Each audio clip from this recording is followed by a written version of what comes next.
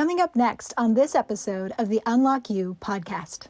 I think all of us want to be safe. And for people who grow up in homes where you're right, no matter what they do, it's not going to go well for them, then it becomes an issue of, I don't want to make it worse, so I'm not going to make this person angry, right? Because anger is dangerous. They're making decisions based on experience, on deeply held beliefs. Angry people are dangerous. If I can make this person somewhat happy with me, if I can make them not hate me, or if I can make them even neutral towards me in the moment, then I'm not going to get hit maybe. Or if I do get hit, maybe he'll only hit me 2 or 3 times instead of beat me until I'm unconscious. These kinds of things. When you look back and you say, gosh, I wish I should have or could have, or I don't think that's helpful. I actually think that that's so much more damaging, because now you're shaming yourself on something you had no control over. Hey friends, thanks so much for joining us. This is Unlock You with Dr. Shannan Crawford. I'm a clinical psychologist, leadership consultant, and a really big fan of you getting to fulfill your life purpose. I want you to get unstuck and unlock your potential relationally, emotionally, spiritually, and vocationally. Thanks for joining us, and let's get started. Welcome to Unlock You with Dr. Shannan Crawford, and I am over the moon to be one doctorate of psychology Shannon with another doctorate in psychology Shannon. And I can't tell you guys how many times, just because, Dr. Shannon is kind of a unique name, that people have talked to me as if I am actually Dr. Wolf. And I'm very flattered and a compliment, but this woman is far out of my league in the space of trauma. And I am honored that we're friends. First of all, I see her at conferences and I love to just cheer her on, but she is just an incredible woman. She has walked it out in her own journey, and she's going to share some of her story. And now she is an expert forensic testimony person for human trafficking. She specializes in trauma, and she's going to just really unpack things and help bring clarity and solutions. So if you are a human being breathing on this planet, odds are good at some point or another you've gone through a crisis, a trauma, a disappointment, and something that maybe has crushed your heart. So we want to rebuild, and we're looking for post-traumatic growth in this episode. So community, we're glad you're here. And thank you, Dr. Shannan Wolf, for being our guest today. Well, thank you so much for inviting me. I'm very excited to be here with you and to talk about something that is really close to my heart. And that's people who have experienced some really, really tough things and maybe even have been wounded in some way. And I just want to encourage everybody that there is growth on the other side, and there is hope. It does not have to always be this way. Yes, so good, so good. Because a lot of times we can get stuck in the trauma and it feels like it defines us. Like I'm now wearing this label as I'm this survivor of, and we can just perpetually feel kind of frozen in that. What have you seen in working with people to help them get unstuck out of that label, that identity, and staying frozen instead of able to emerge into hope? Well, there are 2 things that I see. One of them has to do with the memories, and that's just one of the hallmarks of trauma, these intrusive memories of the trauma. But if you think about it, we can go about our day, and if we see something that is really upsetting, let's say we see a car accident and nothing happened, nobody died in the accident, but it was just a bad accident. We'll think about that for days, right? Now, that's not a trauma, but it's human nature. If something is upsetting, we will think about it. But if something really traumatic happens to us, and remember that a trauma is something that is outside of what is expected to happen to you, but you will think about it. And I think it's a way of us working out what it was that did happen and kind of putting it into place in who we are. One of the things that I hear a lot is people saying it changed me, or I'm a new person because of it, and sometimes not even in a good way. But I actually think what happens is, yes, it does change them in a way, but it doesn't make them a different person. I think they're the same person with this extra layer of something that has happened to them. Yes. That's so good. And now for God to open doors that you're able to help in the anti-human trafficking, to do testimony, expert witness testimony. That's incredible. I still scratch my head and say, Lord, how did I get here? But yet here I am. And I go all over the United States testifying for the government in human trafficking cases, specifically those that involve children. So what does So that look like in like an actual case? in an actual case, I usually am contacted by the Department of Justice, and they will tell me a little bit about the case. And my job is to help the court, specifically the jury, understand what human trafficking looks like. Many of us already know that victims don't look like the little girl who's chained in a dark corner, dirty face, crying. That's not what a victim looks like, but the juries often think that that's what they look like. And so my job is to say, no, they have a smile on their face, even though inside they're just so wounded, so hurt. But to the world, it looks like they actually want to be where they are. And that's just not true. So I help explain kind of how that works. Mm-hmm. So having that expert to say, while somebody has been groomed and they've now adapted and learned how to survive the best they can with that smile on the outside, and maybe even in a trauma state, frozen, a lot of shock denial and trauma bonding. Can you speak for a second to trauma bonding? Because I think that resonates with a lot of people I speak to. Right. So trauma bonding was actually an area that I did some actual research on. So I conducted a study and I've written some on it and I've spoken a bit on it. So what got me to a place to actually do the study is that even after victims were removed from the trafficker and they were safe, they didn't know they were safe. Mm-hmm. And they would do all kinds of things to get back to their trafficker. And what I realized through interviews and study was that it was something called a trauma bond, that they believed that they loved their trafficker. And I think that this was something that helped them survive. Yeah. It was this belief that the trafficker is right about everything and that if they could please the trafficker, then all would go well with their lives. Mm-hmm. And so it was this constant effort to obtain love and appreciation and affirmation from this trafficker. And the trafficker would always give them a little bit of affection and then pull back, where they would have to earn that affection. And so when they were removed from the trafficker, oftentimes they would feel this panicky sense to get back to him. And sometimes it would take even up to a year before those bonds were severed. And in talking to some adults who were trafficked as teenagers or as children, one of the things that I learned from them is if somebody could have convinced them that the trafficker never loved them, that they would have been gone a long time before they actually were able to leave. So if they could just know, for the trafficker, they were just money. Mm-hmm. But that's a hard thing, because if you think about it, this survivor has to look at all the different things that have happened to them. Oftentimes, weapons have been pulled on them. They have been beaten. They have been humiliated. They have been forced to do things that they never in their wildest dreams would think that they would do. And they either have to look at that as something absolutely horrific, or they say, no, the trafficker was right, and this over here was just not anything unusual that they were asked to do.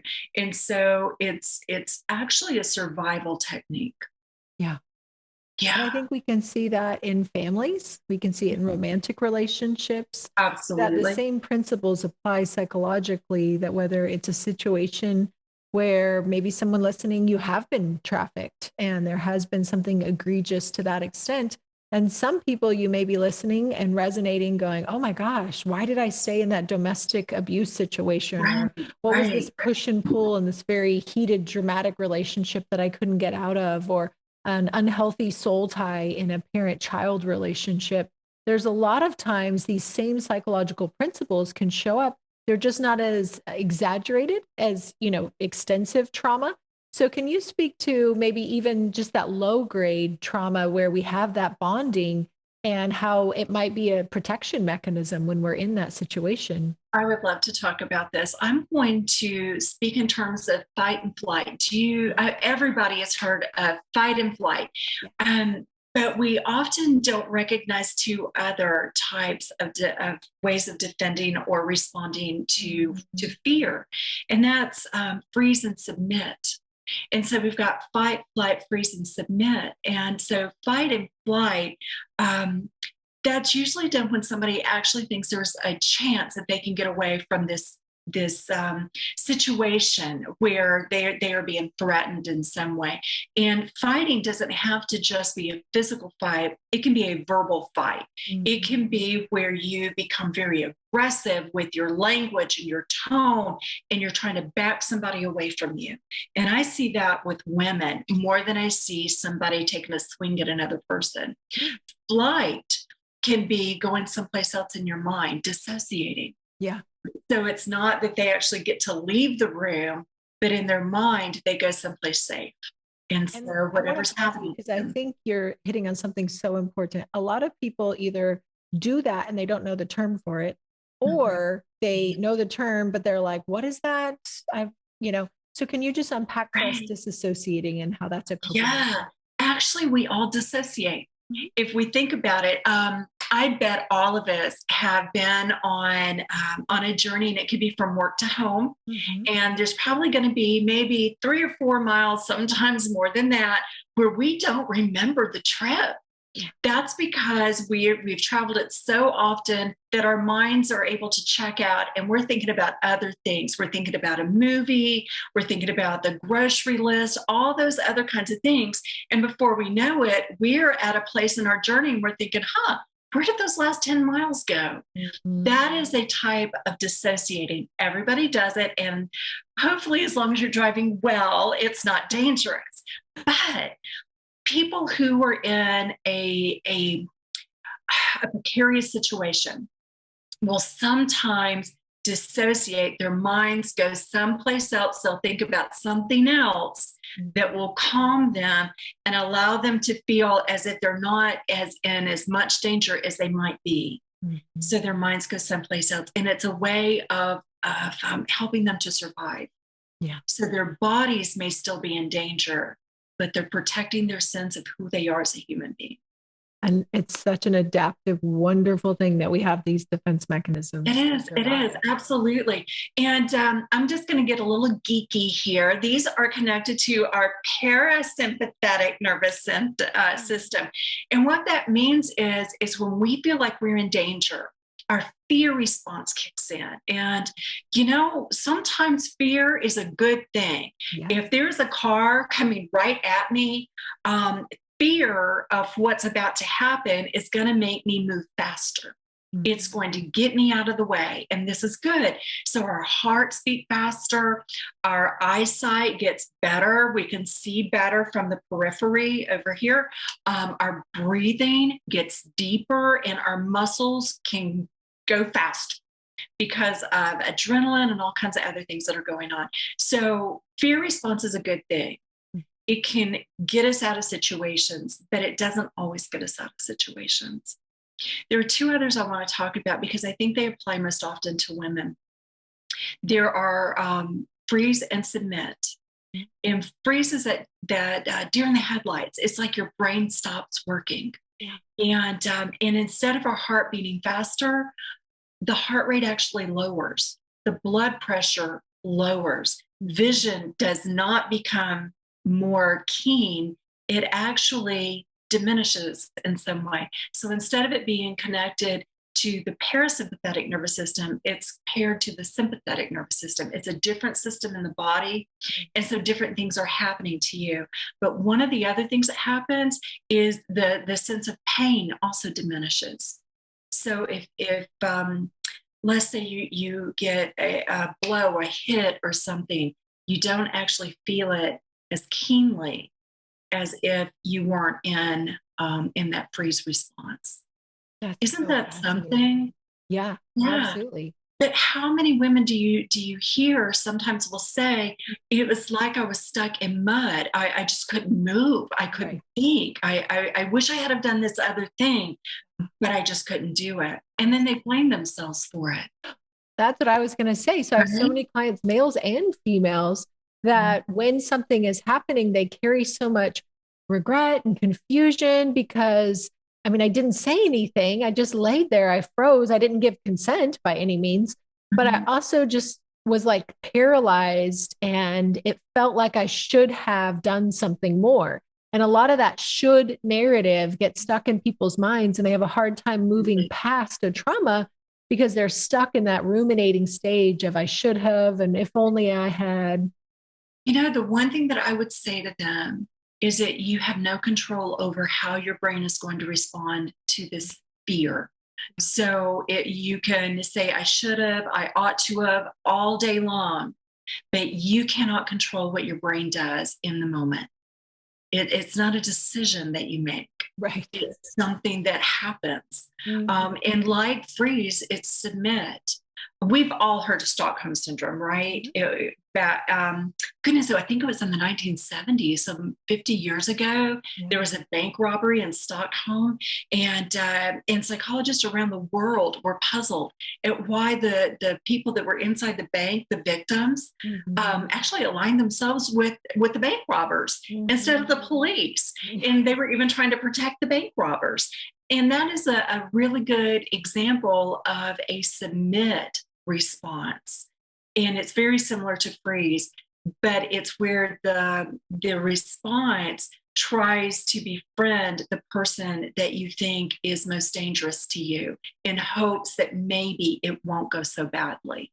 So I'm trying to mitigate a bad situation by forming some kind of a bond or attachment with you. So I think we can also speak to when people start even wanting people sexually to hurt them, that may actually not be a psychologically healthy thing because something's going on that now this pairing of violence and hurt and pain is now being associated with bonding and attaching and connecting. Absolutely. That was beautifully said. You were absolutely right about that. I think people who tend to respond with submission are people who have also learned that no matter what they do, they won't get away from this situation. And I think some of that probably comes out of things that they learned really early in life. Right. So especially if I had learned helplessness as a child, that kind of, pardon the expression, but damned if I do, damned if I don't, no matter what I do, it's not going to change the outcome. Then there's a depressogenic psychological barrier, like a protective that just says, don't even try. It's not going to work. And so sometimes people will also blame themselves as well that I didn't try. Like, so maybe the person left or we broke up or there was an escape. And yet somehow I didn't leave. I just kind of stayed in that connection or that bond or that room or whatever the scenario might be. And so can you help take some of the shame off for people as they may be like, oh my gosh, I have been that person who went back or didn't leave or whatever that might look like? Right. Well, let's think about that. Oftentimes it does start with childhood lessons. And it may not be abuse that happened in childhood. It may have been a very strict parent that gave no room for disobedience. So you did it their way or there was a punishment involved. And so while there wasn't what we would think of as blatant abuse, that child has grown up knowing that if I push back in any way, it's going to be so much worse. And so as adults, when we are in extreme situations with abusive people or dangerous people, kind of tend to respond in similar kinds of ways. And it's like something takes over inside of us, and safety, I often say safety first to the people that I work with, right? I want you safe. And so I think all of us want to be safe. And for people who grow up in homes where you're right, no matter what they do, it's not going to go well for them, then it becomes an issue of, I don't want to make it worse, so I'm not going to make this person angry. Right. right? Because anger is dangerous. And so they're making decisions based on experience, on deeply held beliefs. Angry people are dangerous. If I can make this person somewhat happy with me, if I can make them not hate me, or if I can make them even neutral towards me in the moment, then I'm not going to get hit, maybe. Or if I do get hit, maybe he'll only hit me 2 or 3 times instead of beat me until I'm unconscious. These kinds of things. And so when you look back and you say, gosh, I wish I should have or could have, or I don't think that's helpful. I actually think that that's so much more damaging, because now you're shaming yourself on something you had no control over. Right. Absolutely. And so a lot of times, like where we started at the beginning of the episode, the memories, we get stuck in the loop where they keep popping back up. What are some of the psychological and maybe physiological brain reasons that those memories keep auto-populating back in the mind? Right. I think all of us have heard of the term trigger, right? That's a trigger. But we have 2 different kinds of memories. We have explicit and then we have implicit, and they're not in the same parts of the brain. So right behind your forehead, called the prefrontal cortex. Don't you just love these terms? You know, you toss them out at the dinner table, you're going to look so brilliant, right? That's right. Prefrontal cortex, right behind your forehead. And our explicit memory is housed right here. Explicit means that I'm able to tell you the story about something. I have a language, I have a sense of time. So let's say somebody's watching this podcast right now, but maybe next year, they're not going to be able to tell you all the details about what they heard, or even if they even saw the podcast at all. But, you know, probably by dinner time tonight, they're going to be able to tell their friends all the things that they heard or maybe learned or maybe cause them to think about from this podcast. And so that's the explicit memory. It has a language, it has a sense of time, but over time it will lose its detail. Now, triggers don't belong right here. Triggers belong in the limbic system. So it's right in the middle of your brain, right at the top of the brain stem. So if you went, you know, right in the middle from ear to ear and straight down, you're going to find the limbic system. And the limbic system is really close to our emotions. It's also really close to the thing that controls our heartbeat and the adrenaline and cortisol, which is the stress hormone. And these memories sometimes will happen, implicit memories, without us even realizing we're having a memory. Yeah. So it doesn't have to be bad. I talk about going into somebody's home and all of a sudden I get the warm, fuzzy feelings. And if I sat and thought about it, I would realize it smells just like my grandma's kitchen. You know, and my grandma was somebody who loved me so deeply, and I always felt loved and safe in her home. So when I smell those kinds of things, I get warm, fuzzy feelings. Now, those implicit memories lose none of their power over time. So it's as if it just happened. Now, I gave a good example, but there are so many examples that are very hurtful, that are scary. It could be a sexual assault. It could be all number of things that are things that cause horror in us. I had a friend who's a psychiatrist, and he told me one time that he actually had to watch his calendar because there was a sexual assault victim that would see him for medication kinds of things. And he said, I have to make sure I don't wear cologne that day, because the cologne that his wife bought for him was the same cologne that her perpetrator was wearing when she was assaulted. And so she smells that smell, and it puts her right back in to that room that night when she was assaulted, as if it were just happening. And there's body memory. So people can start to have physiological experiences, and obviously you can't say all of it, but I think many times people having panic attacks are actually having a trigger of an implicit memory that may not have language, but something inside is alerting, I feel unsafe, mayday, panic. And so if we just try to keep squashing that back down, we're playing whack-a-mole with our soul, and we're never creating margin and space to properly heal and allow that to finally be processed and metabolized. What would be You're a exactly healthy right. way that somebody could take an implicit memory and now work through that trauma memory?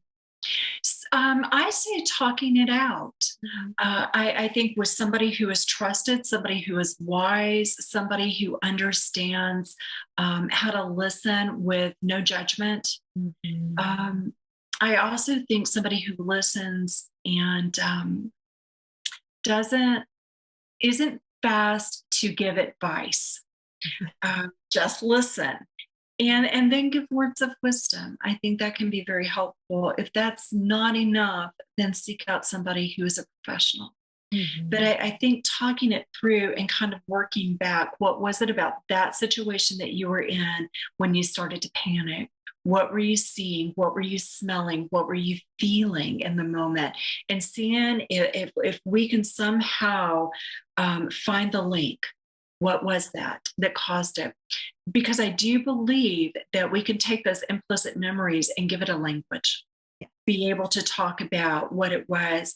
I'm going to tell a story of a person that I saw so long ago. You won't know them, but she was in nursing school, and she did her emergency room rotation, and somebody had abused a baby, and there was a burn on the baby, and she sat in my office and she just rocked, and she said, "Oh, the smell." And that's all she could say is, "Oh, the smell," and it was the smell of burnt flesh. And I know it's absolutely horrible, but we had to give her a language. We had to give her a way of talking about her experience more than, "Oh, the smell." Because when you can actually give a language, now you can look at the experience. You can pull it into cognition where you've got a language now. You've got a way of saying, "Oh, right. I smelled this," or "I could see the bright lights of the emergency room," or something, and it puts me back in that place. I know what I'm feeling, and I know why I'm feeling it. Yeah. Yeah, and it's no longer Mhm. scary. Yeah. Yeah. Because there's power when we finally bring it conscious. And that's where on the psychodynamic side, I would say there's physiological brain regions, but there's also parts of the soul that are holding that. That I don't think that there's a file cabinet or a trash can. There's a literal part of the soul that's holding that secret for you, containing it. And then every once in a while, there's enough stress and lack of sleep, triggers in the environment around you. And it's like that part of self is Mhm. now trying to communicate, but then I keep ostracizing, disavowing that voice and that narrative that so it never gets processed. And a house divided against itself can't stand. So then Right. people gain more anxiety because somewhere inside there's a part of my defense mechanism going, whoa, I know that's there. Whoa, hold that back. Can't let that out. And Right. so if natural part of us wants to avoid pain, right? Like we have nerve endings at the end of our hand and we Mhm. go, oh my gosh, everything inside of me doesn't want to touch that hot thing. I don't Right. have to think about it. My hand has a reflex arc region of the brain that goes, ooh, pull back. It's Mhm. really low brain stem that I don't have to think about that response. I immediately pull back. And for anyone who's listening, I just want to normalize if you're having a hard time sitting and processing your trauma or being consistent with therapy or journaling or any groups that you might be a part of, that's because there's nerve endings metaphorically, like at the end of your hand that go, whoa, pain, I don't want to go there. But what we've found is if you can counter condition classical conditioning, if you can change that response and you can sit with it, now you're training your body and your soul I'm not frozen there anymore.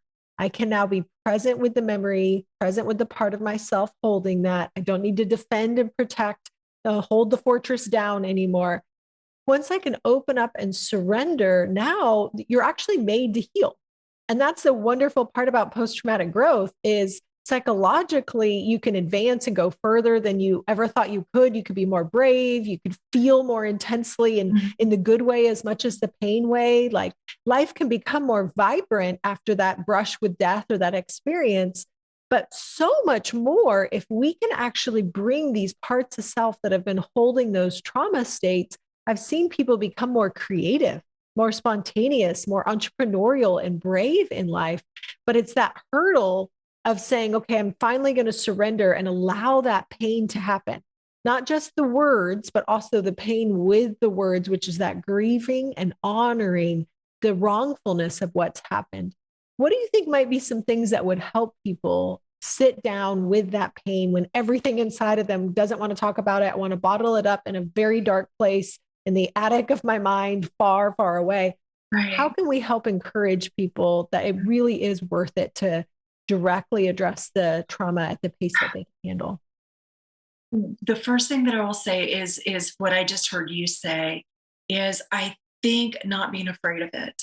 Mm-hmm. If you think of it, people lose sleep over the memories. They because you have to relax in order to go to sleep. And when you relax, all those memories come back, right? Okay, so they're losing sleep, which drives anxiety up and depression. We know that, right? And health conditions. So, right. And so if you're telling someone, don't be afraid of the memories, don't be afraid of them. It's okay to think about them. It is okay to process them. I think the fear goes up.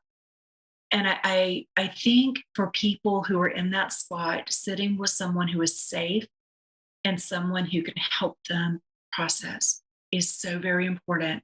And again, I don't think it has to be a professional. It might be a professional. It could be somebody who is just trusted and wise to sit with them. I think learning to roll with pain is okay. Feeling pain is okay. Unlike touching a stove with your fingers, touching the flame with your fingers, it will sear the nerve endings and they will never work again. Mm-hmm. It is not true when you sit with painful memories. You will be okay. Right? That's a starting place. That is the starting place, is not being afraid of what happened to you. Because if somebody is in a place where they can have memories, then they are in a place where they can grow from those memories. Yeah. Right? And in reality, we've already lived through it.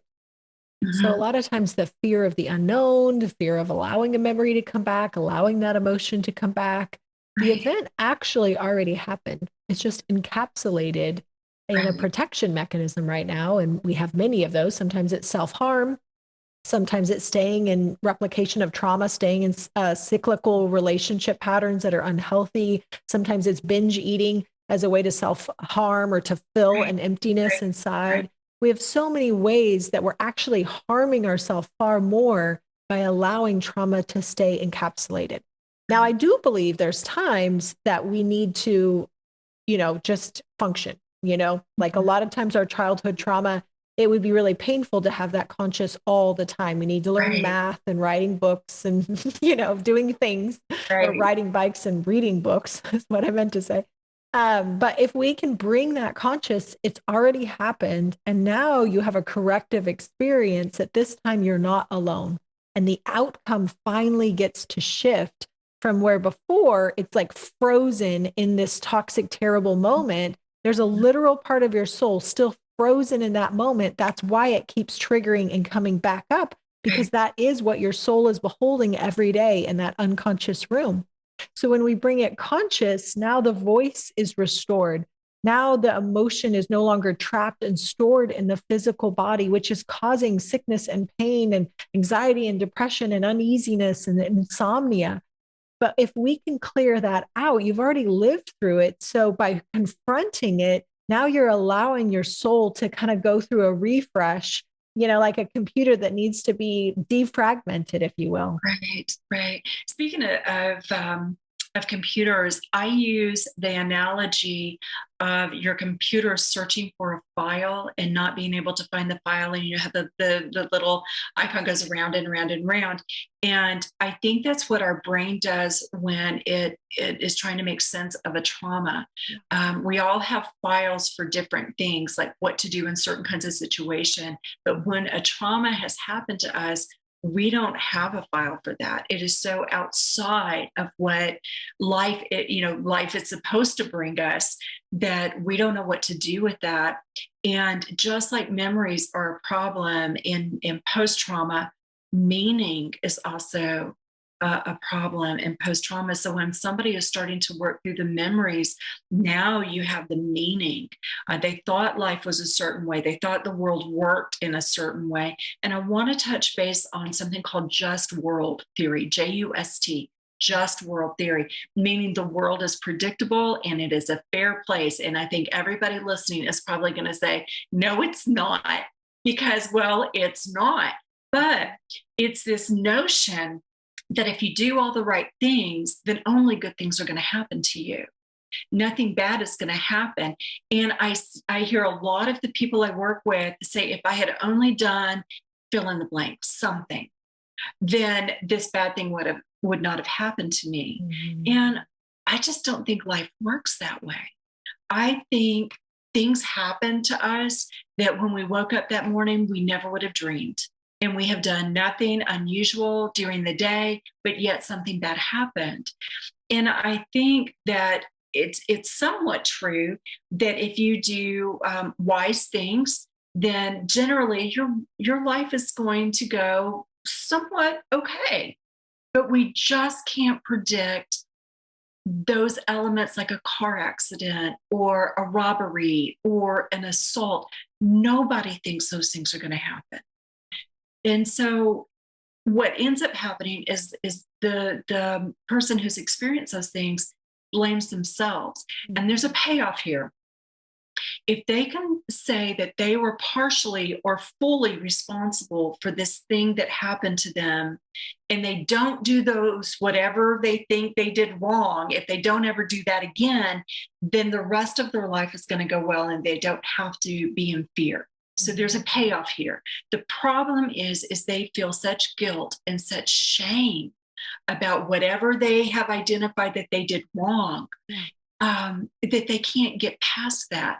Mm-hmm. But so many people would rather live with the shame than the uncertainty that something bad could happen again. Yeah. So that's what I see a lot of. The other thing is I see Christians, people with faith, saying, "Where was God? I thought God loved me." And I see this really shaking the foundation of how they truly believe the world worked, how God works in their life. Mm-hmm. And the one thing I'm gonna just really encourage people on is, while people may feel shaken in a season, on the backside of after they've worked through this, their relationship with the Lord tends to be so much deeper and so much stronger. I think about what the Bible says about the refiner's fire. I think it's in 1 Peter, the refiner's fire. And it talks about being refined by fire, but that term, refined by fire, is brutal. It is like a blacksmith that puts iron in a fire and then he hammers it and puts it back in the fire and pulls it out and hammers it some more. It's brutal. But on the backside of it, whatever that blacksmith was making is beautiful, and it is useful, and it is strong. But please don't hear me say that God causes all these bad things to happen. For whatever reason, he has allowed something to come into our lives. But he says, "I'm not leaving you. I am right there with you. I will never forsake you. I'm not leaving you. And if you let me, I will work in your life until something incredible happens." That's so good. So that's hope right there. Yes, it's restorative. Yeah. It's hopeful. Oh, absolutely. That's how we get the anointing, is through that crushing and that breaking. Again, not God causing, but living in a broken world where bad things happen and people have free will, how God can turn it together for good. Mm-hmm. And if anybody's listening right now, and maybe some of the things we've said may even be stirring some things up, I want you to know that God did not cause those bad things. Right. Absolutely 100%. Not. You have Shannon in Dolby surround sound, right. Shannon's here, who want you to hear it is not something you did wrong. You're not a bad person. You did not deserve whatever happened to you. And even if you can point at something of like, well, I did do this, or I did do this part, that's part of that illusion of control where we keep looking for how I'm to blame, because if at least I can control me and put me under lock and key, then I can have the illusion that nothing else bad could ever happen again. But what that does is it keeps shame and condemnation and heaviness, control and perfectionism. I have so many clients that come in thinking they just have an issue with self-esteem or perfectionism or have a hard time with self-sabotage. And many times it's actually rooted in an unconscious trauma, something that hasn't been resolved. And now they've lived their life up to this point with this illusion. If I'm just perfect enough, if I just do everything God wants me to do, or my boss or my family, if I just follow every rule, then I have this illusion that I'll be safe, because there's a part of you constantly holding the trauma in which you were not safe. And so you're defending. It's like he who protesteth too much. I'm trying to defend against a state that's actually real and living inside of you. There's a literal part of your soul that needs comfort, needs reassurance. And I've had incredible experiences with clients that once we can finally kind of metaphorically lay down those walls, tell the story, grieve, get the emotion out of your physical body. And this is not an infomercial by any means, but I have literally seen people's health conditions start to abate. Their sleeping starts to improve, relationships start to improve, job quality and performance start to improve. Because if you're a computer and you have too many browser windows and they're conflicting and you have viruses of trauma living inside of you, you can't function properly. You're just going to feel like glitchy and broken and shame and what's wrong with me. And I have no self-control. And why do I keep overeating or over drinking or overspending? And why do I do this? Because you're not getting legitimate comfort. And so your, need for homeostasis means I have to go get some form of comfort in an exaggerated way, because your soul is chronically in a state of discomfort, disease, not feeling well. It's not well with our soul to leave that trauma down there. Right. So we want you to tell your story. We want you to get unstuck out of this illusion of control, to stop blaming and shaming yourself for living in the what ifs and what should have been and what could have been. That is a legitimate stage of grief. That's the bargaining stage. But we need to move through that, go through the sad, go through the anger, feel all of those things, but progress through it and let down those, the illusion of false responsibility that somehow if I had just done it differently, then this bad thing wouldn't have happened. In reality, sometimes bad things just happen, and it's a painful reality to live in a broken world. And if you don't have hope and you need somebody to talk to, please reach out to healthy community, reach out to a therapist, somebody that can walk with you in that process. And I would love for you to know that Jesus said, it's better that I go away, that then the Comforter, the Holy Spirit, can come. So if you haven't asked Jesus to be your Lord and Savior, right now is a great opportunity for him to become your friend. He did not cause the trauma, and he promises that he will walk with you, even through the shadow of the valley of death, even in the most painful moments. And he would love to be a healthy, good, safe friend for you to walk through that journey with. And then you can say, Holy Spirit, come fill this place where I'm aching and I'm needing comfort. It's not a fix-all. You still have to process the trauma, just like how Dr. Wolf had to go back to school and kind of learn how to do that. If you have extensive trauma, please go to a trauma-informed therapist. But that comfort of the Holy Spirit can wrap around you like a comforter blanket, and you can visualize God just pouring liquid love inside of you. And that's available for you today. Nobody deserves it. All of us have fallen short. Like I am so the poster child of doesn't deserve good things. And yet God freely extends grace to you. So I just want to give that opportunity that if anyone is listening and you're dealing with trauma, that there is help on many different fronts, including the faith element of letting God be there and care about your heart. That is so well said. I'm so glad you shared that with people. Thank you, friend. All right. Well, we're going to have to bring Dr. Wolf back. She is incredible. You can't get enough of two Shannons in one interview. So she's fantastic. And how can people connect with you if they want to hear more about trauma-informed therapy or what you're doing in the human trafficking space? Sure. My email is Shannon, SHANNON, at Southcliff.com. And that's SOUTHCLIFF.com. That would be a great way. Awesome. And she also works in the space of suicide prevention. She does talks. So you're also welcome to invite her if you're needing a plenary speaker. She is incredible and well-informed, well-researched, and a keynote speaker at many conferences. So we love you, Shannon. Thank you for taking the time to be with us today. It's a privilege. And everybody out there, I bless you with so much hope, so much peace that you know you're in this part of your journey, but on the other side, the refiner's fire, the beauty, the elegance, that beauty comes from ashes. So please stay hopeful, keep going. It will get better. Bye, guys. Hey, thanks so much for watching this episode of Unlock You. It is our dream to invest in you. And one of the ways you can do that is by getting more of the bonus material, the content, and to know about future events. Head to the website, drshannancrawford.com, subscribe to the newsletter, and you'll be the first to know what we're rolling out.